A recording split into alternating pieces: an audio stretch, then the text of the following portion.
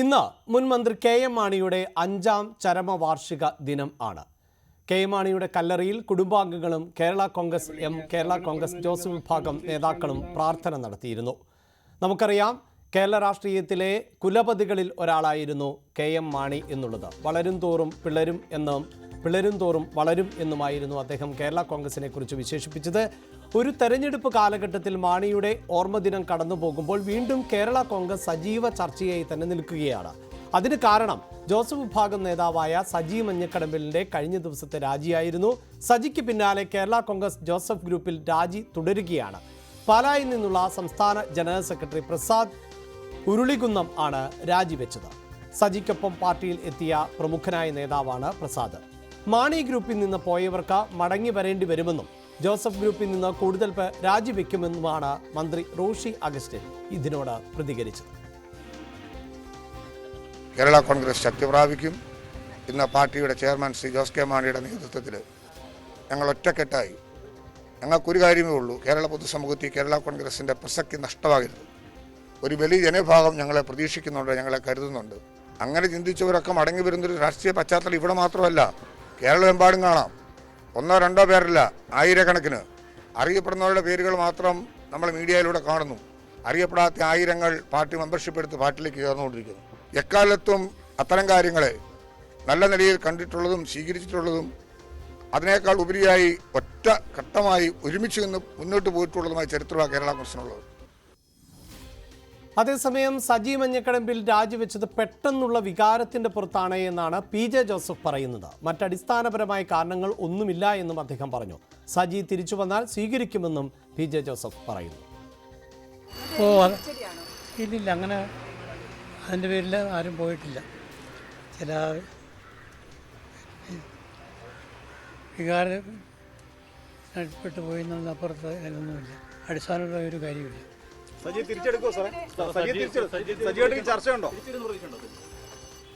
വന്നാൽ സ്വീകരിക്കത്രേ ഉള്ളൂ.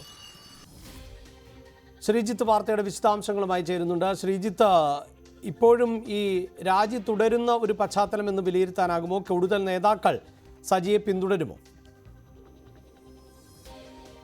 അഭിലാഷ്, രാജി തുടരും എന്ന് തന്നെയാണ് സജിയുമായി ഒപ്പമുള്ളവർ പറയുന്നത്. പ്രത്യേകിച്ച് സജിയെ അനുകൂലിക്കുന്ന പലരും ഉണ്ട്.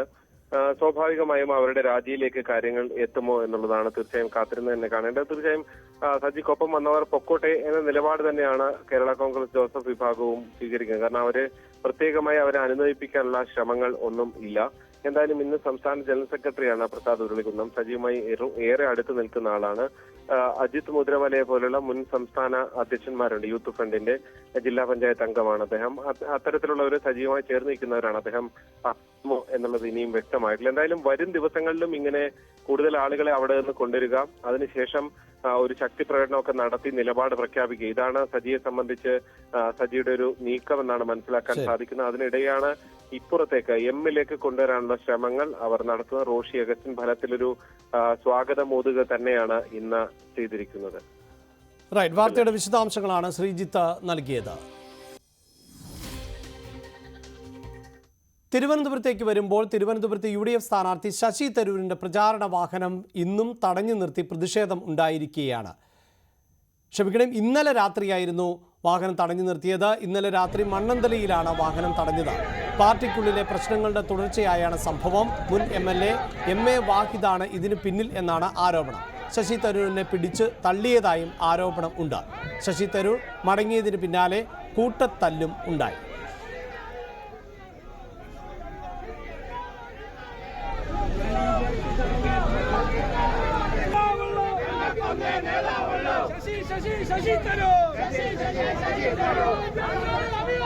കഴിഞ്ഞ ദിവസം കോവളത്തും ഏതാണ്ട് സമാനമായ തരത്തിലൊരു പ്രതിഷേധമുണ്ടായിരുന്നു. പ്രചാരണ ജാഥയ്ക്കിടെ ശശി തരൂരിന് നേരെ കൂകി വിളിക്കുന്ന സാഹചര്യം ആണ് ഉണ്ടായത്.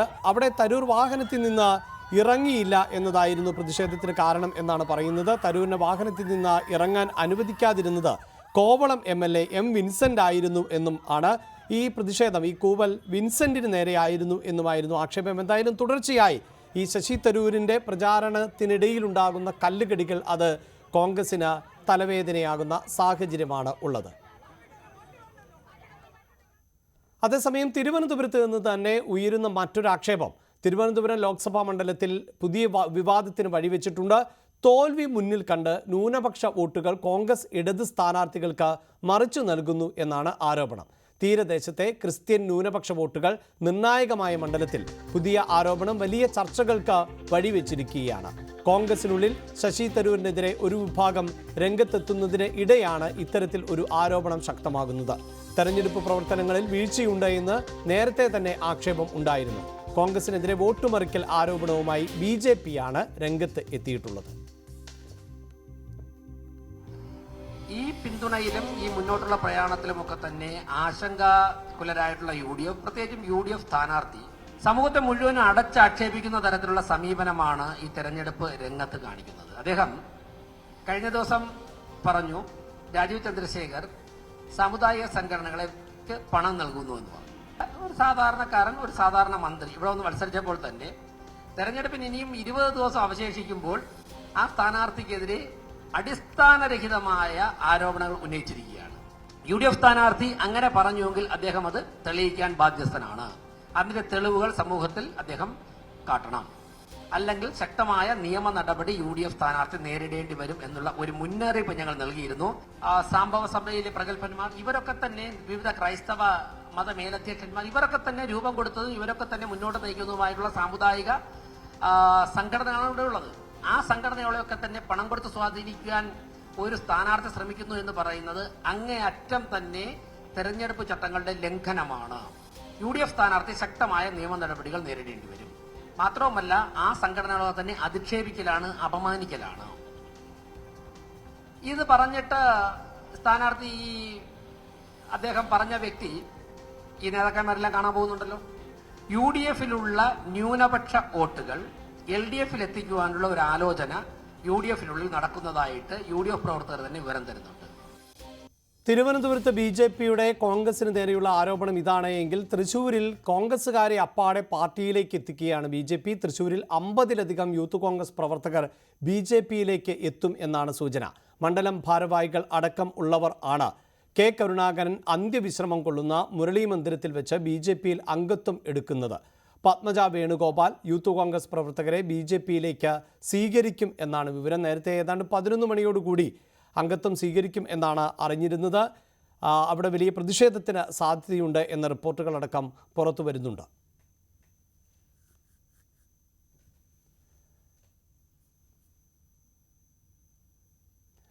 പാർട്ടി ചിഹ്നം നഷ്ടപ്പെടാതിരിക്കാൻ ജയിക്കണമെന്ന AK ബാലന്റെ പ്രസ്താവനയ്ക്ക് G. സുധാകരന്റെ തിരുത്ത്. തെരഞ്ഞെടുപ്പിൽ CPIM മത്സരിക്കുന്നത് ദേശീയ പാർട്ടി പദവി നിലനിർത്താനല്ല. പാർട്ടിയുടെ ഒരു ഘടകത്തിലും അങ്ങനെ പറഞ്ഞിട്ടില്ല. ഞങ്ങൾ ആരും അങ്ങനെ പറയാനും പോകുന്നില്ല. ഞങ്ങൾ പഠിച്ചതും ഇതല്ല. ആവശ്യമുള്ളത് പറഞ്ഞാൽ മതി. അനാവശ്യ വിവാദം ഒരിക്കലും പാടില്ല. വിവാദങ്ങളിൽ കഴമ്പ് വേണം. എന്നാലേ പറയുന്ന ആളുടെ പ്രസ്താവനയിൽ ന്യായവും പ്രയോജനവും ഉണ്ടാകും. തെരഞ്ഞെടുപ്പിൽ BJP-യെ പുറത്താക്കുക എന്ന ഒറ്റ ലക്ഷ്യം മാത്രമാണ് എന്നും സുധാകരൻ വ്യക്തമാക്കി. ഈ ഇലക്ഷന് CPM മത്സരിക്കുന്നത് ദേശീയ പാർട്ടി എന്ന പദവി നിലനിർത്താനല്ല. അത് അവിടെ നിലനിന്നോളൂ. അത്തരം പ്രചരണങ്ങളും വരുന്നുണ്ടല്ലോ. നമ്മുടെ സീനിയർ നേതാക്കന്മാർ തന്നെ. ഇല്ല, നമ്മുടെ പാർട്ടി അങ്ങനെ പറഞ്ഞിട്ടില്ല. പാർട്ടി കേന്ദ്ര കമ്മിറ്റിയോ പോളിറ്റ് ബ്യൂറോയോ സ്റ്റേറ്റ് കമ്മിറ്റിയോ പാർട്ടിയുടെ അംഗീകാരം നിലനിർത്താനാണ് ഈ ഇലക്ഷൻ എവിടെയാ പറഞ്ഞത്? ഞങ്ങളാരും വായിച്ചില്ല. എനിക്ക് നിങ്ങളുടെ നേതാവിന്റെ പേര് എൻ്റെ അടുത്ത് പറയരുത്. ഞാനൊരു പഴയ നേതാവാണ്. ഇപ്പൊ നേതാവാണോന്ന് എനിക്കറിയില്ല. ഞങ്ങളാരും ഇങ്ങനെ പറയത്തുമില്ല, പറയാനും പോകുന്നില്ല. ഞങ്ങൾ പഠിച്ചതൊന്നുമല്ല. ആവശ്യമുള്ളത് പറഞ്ഞാൽ മതി. നിങ്ങൾ ആരുടെ പേര് ദയവായിട്ട് പറയരുത്. തെരഞ്ഞെടുപ്പിൽ അത്തരം വിവാദങ്ങളിലേക്ക് പോകുന്നത് ശരിയായ കാര്യം. തെരഞ്ഞെടുപ്പിലേക്ക് എന്നല്ല, അനാവശ്യമായ വിവാദം ഒരിക്കലും വേണം. ആവശ്യമായ വിവാദം വേണം. വിവാദങ്ങളെ പേടിക്കരുത്. നെഹ്റു പറഞ്ഞ പോലെ the truth comes out only through debates and discussion. സംവാദങ്ങളും നമുക്ക് വേണം. ചില ആ വിവാദത്തിൽ കഴമ്പ് വേണം. ആ കഴമ്പുള്ള വിവാദമാണെങ്കിൽ പറയുന്ന ആളുടെ ഭാഗത്ത് ന്യായവും അവിടെ പ്രയോജനവും. ഞാൻ പറഞ്ഞ അതല്ല, ഇതൊന്നുമല്ല ഇവിടെ പ്രശ്നം. ഇങ്ങനെയൊരു തിരുത്താണ് AK ബാലന് സുധാകരൻ്റെ വകയെങ്കിൽ ഇപ്പുറത്ത് SDPIയുടെ വോട്ട് സ്വീകരിക്കുമോ എന്ന ചോദ്യത്തിന് പ്രേമചന്ദ്രൻ ആരുടെയും വോട്ട് സ്വീകരിക്കും എന്നതായിരുന്നു ഇന്നലെ ന്യൂസ് 18 നൽകിയ മറുപടി. അതിൽ കൂടുതൽ പ്രതികരണങ്ങൾ പുറത്തു വരുമ്പോൾ ഡീൽ ഉറപ്പിച്ച ശേഷമാണ് SDPI വോട്ട് വേണ്ടെന്ന് കോൺഗ്രസ് പറഞ്ഞത് എന്നാണ് കൊല്ലത്തെ NDA സ്ഥാനാർത്ഥി G. കൃഷ്ണകുമാർ പറയുന്നത്.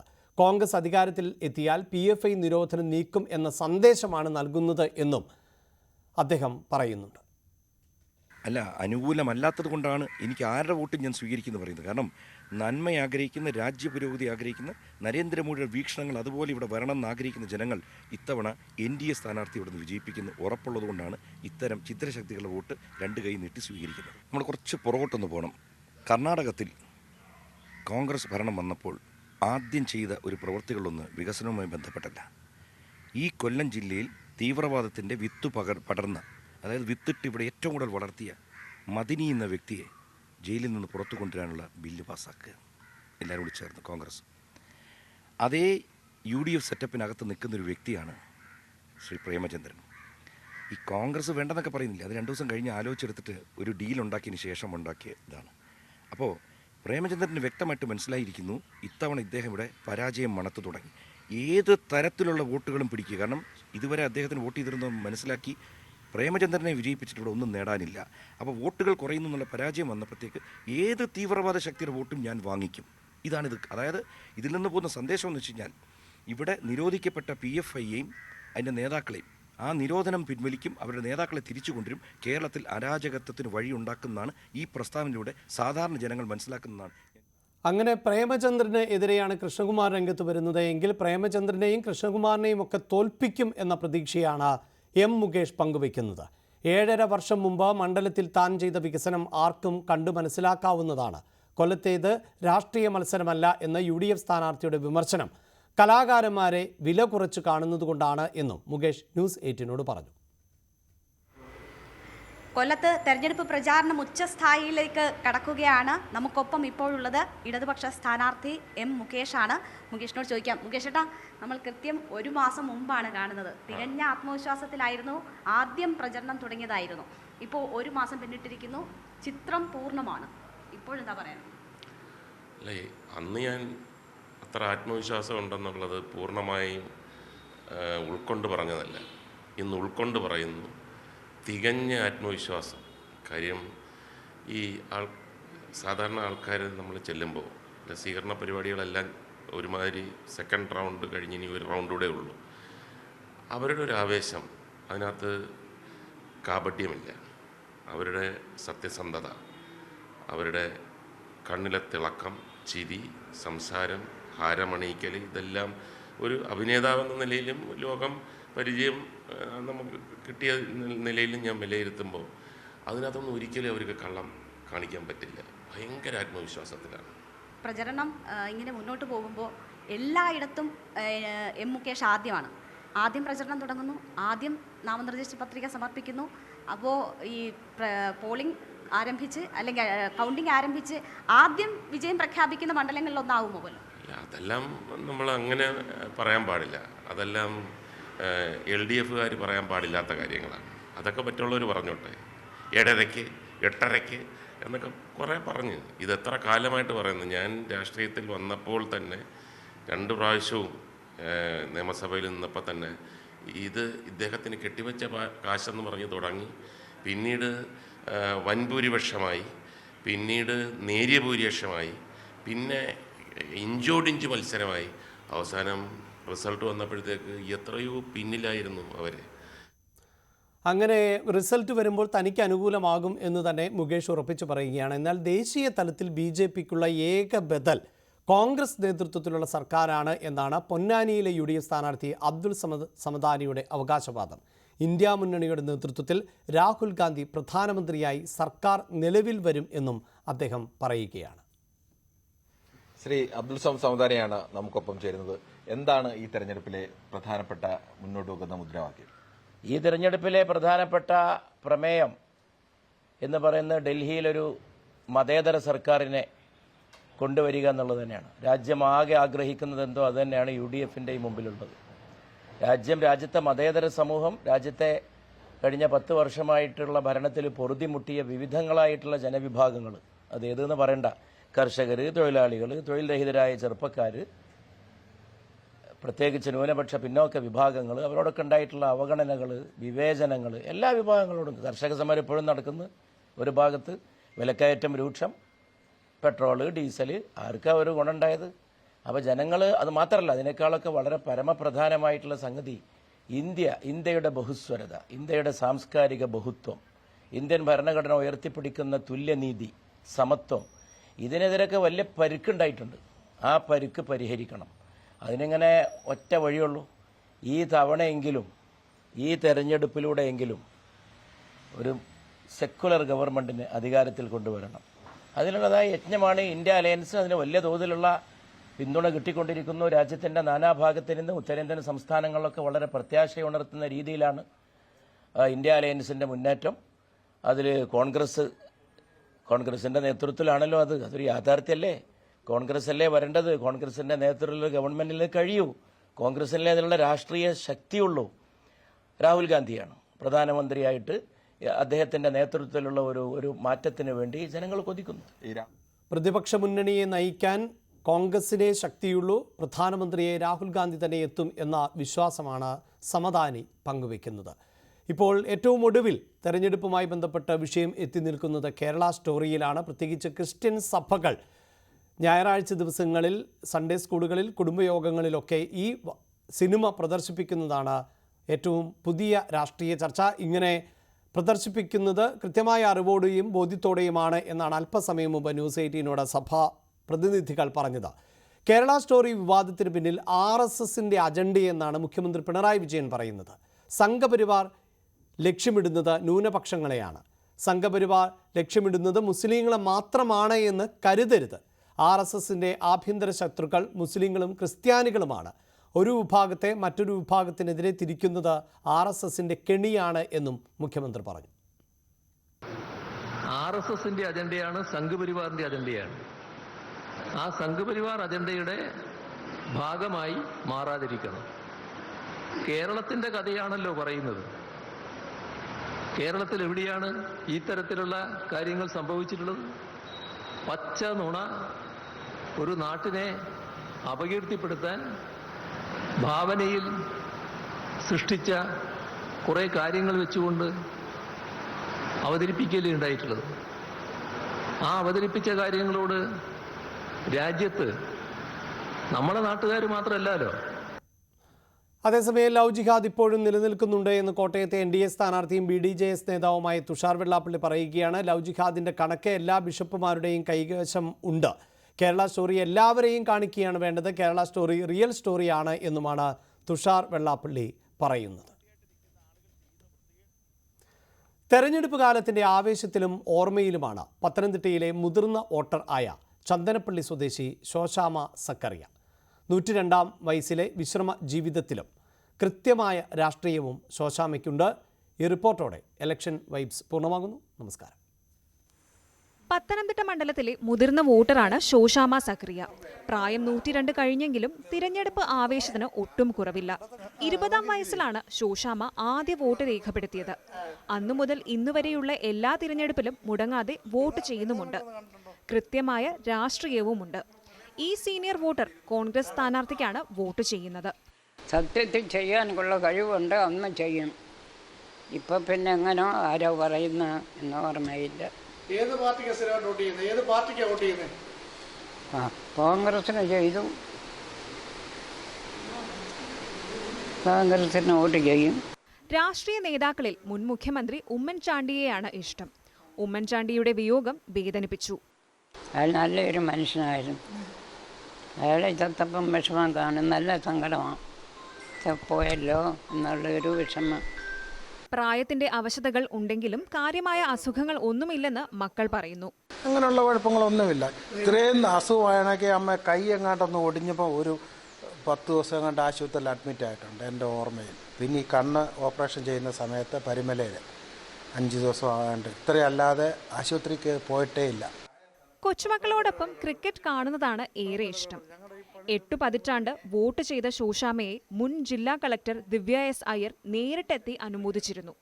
UDF സ്ഥാനാർത്ഥി ആന്റോ ആന്റണി നേരിട്ടെത്തി വോട്ട് അഭ്യർത്ഥിക്കുകയും പൊന്നാട അണിയിക്കുകയും ചെയ്തു. ന്യൂസ് 18 പത്തനംതിട്ട.